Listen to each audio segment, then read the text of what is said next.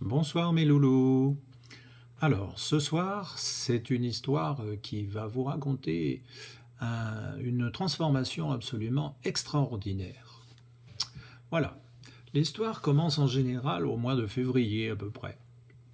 Et il se passe un phénomène étrange dans les mares, les étangs, les lacs et au bord des fleuves et rivières. On peut observer des amas d'œufs noirs collés comme des grains d'une grappe de raisin. Ces œufs sont transparents, avec un centre noir et parfois blanc. Si l'on se donne la peine de suivre l'évolution de ces pontes, on observe peu à peu des mouvements au centre noir de chacun des œufs. La vie semble s'éveiller, mais pourtant il est trop tôt pour que les petits poissons ou autres animaux aquatiques sortent dans le courant.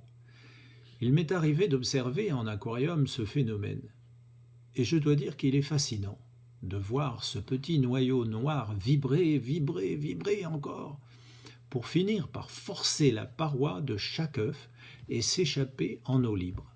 C'est comme un signal que l'un de ces petits poissons aurait donné. « Allez les amis, tout le monde remue !» Et il remue comme s'il dansait un petit peu, et sort, et maintenant, la liberté. Ils ne peuvent pas crier ou dire youpi, car tout de même ce sont des poissons. Ces petits poissons noirs évoluent et nagent vers la surface pour brouter les racines des lentilles d'eau. Et ils sont tellement nombreux qu'on dirait que la surface de l'eau est bouillante. Il se passe quelques jours et nous pouvons alors voir que ces poissons ont une grosse tête et un corps assez fin. Leurs gros yeux et leurs gueules larges sont assez étonnants aussi et ils dévorent de plus en plus de plantes. Des branchies poussent derrière leur tête et après quelques semaines, une nouveauté apparaît. Peut-être avez-vous deviné ce qui pousse sur leur corps.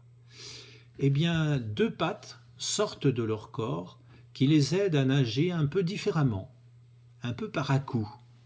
Puis, quelques jours plus tard, nos poissons étranges voient pousser deux autres pattes, mais plus petites, derrière leur tête. Et pourtant, leur queue est toujours là. Peu à peu, la queue, justement, va disparaître en diminuant chaque jour un peu plus.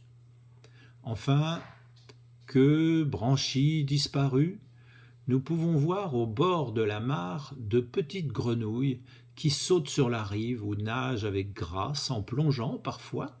Ainsi, nos œufs de poisson se sont révélés être en réalité des œufs de grenouilles ou de crapauds qui ont le même aspect. La transformation extraordinaire d'un être vivant en quelques semaines pour passer d'un œuf à une grenouille est appelée métamorphose. Et celle-ci est proprement incroyable. D'abord, un corps de poisson, puis deux pattes, puis quatre pattes, et enfin plus de queue et un corps de grenouille qui va respirer grâce à sa peau et aussi ses petits poumons pour se déplacer sur terre et dans l'eau. Voilà la vie d'un batracien, et il en existe des milliers d'espèces, dont certaines sont même venimeuses, mais pas ici, où ils se contentent de chanter la nuit ou le jour, et même parfois de servir de nourriture à d'autres animaux. Mais ça, c'est une autre histoire. Voilà, bonne nuit.